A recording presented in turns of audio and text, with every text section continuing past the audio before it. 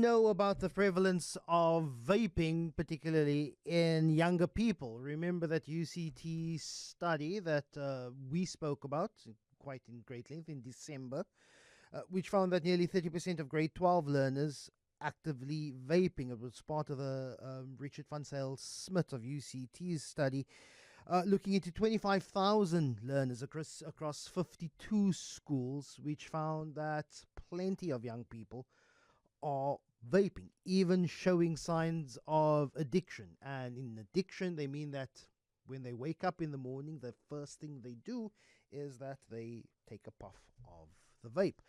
But what happens to these vapes? What happens to these little throwaway canisters when they're done and they've discarded? You'd think you'd take it home with you, but no, at schools, being tossed down drains. I was fortunate enough to be at a event on Sunday night with Mark Smith, who's the principal of Westerford High, and he showed me a picture and he said, this is what we've collected in one drain at Westerford High, and it was net a klomp vape pens. Good morning, Mark.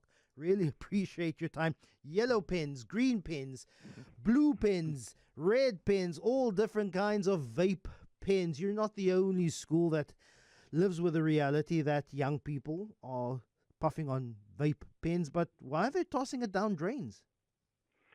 Morning, Lester. Thanks for being invited onto the show. Yes, it was quite shocking to see what one drain held. I think it's because obviously at schools vaping is not allowed. It's something we are trying to get on top of. Our feeling is that people don't want to walk in the open and put them into bins if they've used. So they go down our drains and they clog our drains. So that one particular example, we had probably 40, 45 vapes in one drain alone. Gosh, you think I can understand, and I'll just let in our listeners in, and who was at our table. There was also a 16-year-old who says, yeah, it happens at my school. I won't mention the school, but it happens at my school. It's the easiest way just to toss a vape. We just throw it down the drain instead of going and tossing it in a bin, because a caretaker or a custodian staff member could look and then report it to the principal. There's a greater deal of getting away from the evidence if you just toss it down the drain. Yeah, that's right. Oh, okay. So what is currently your school's policy? You say there is no policy, that's not allowed, keep it away. But you're also being pretty aware of that Richard Van Zyl Smith study that shows that 30% of at least of matriculants use vape pens. No, exactly. We've had him come and chat at school in terms of his findings, and we've just had his recent paper sent out to our parents and to our school body to read about it.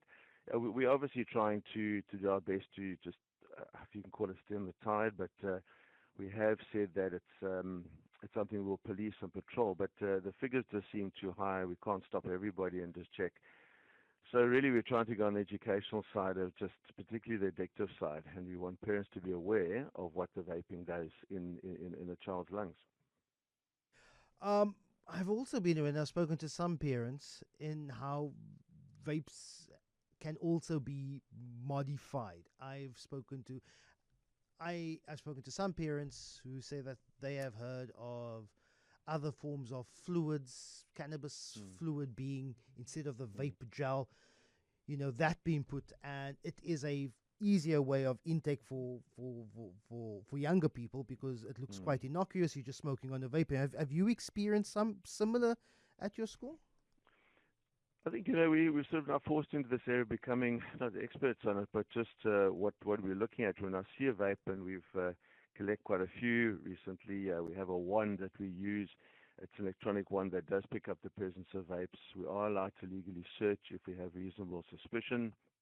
But again, knowing what's in that vape is another story. We don't have the forensic ability to take it to another level, saying this has got THC in it, or it's just flavored, or it's got what levels of nicotine. So we treat everyone as, in a sense, the same. At the moment, it's anecdotal. I hear that there are vapes that have dacha in it, and the sad part is that some of them you don't see smoke, you don't smell it, you don't see the smoke, and so vaping is happening in class as well as the playground or the toilets mainly. But so you can get away with it very easily, and you don't see it. So very difficult to drill down to what is in the vape itself. Yeah, many parents who say that I would rather buy my kids vape for them.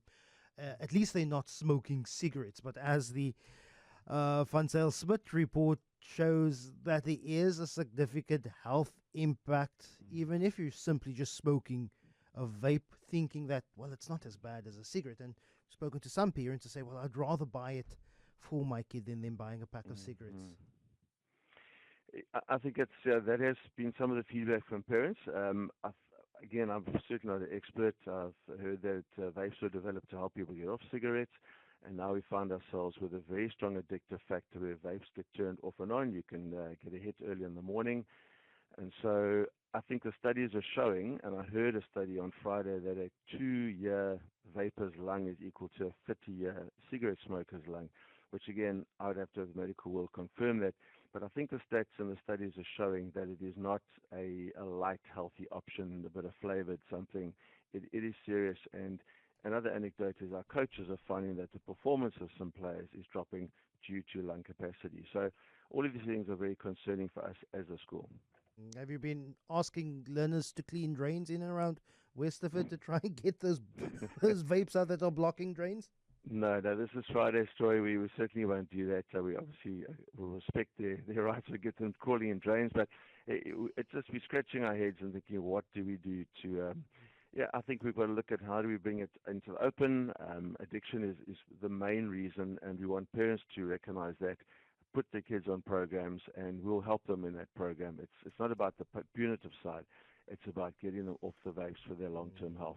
Mark Smith, principal of Westerford High. Leicester, our local park, is always littered with discarded vape pens. Why not just a bin? And why a drain, hey?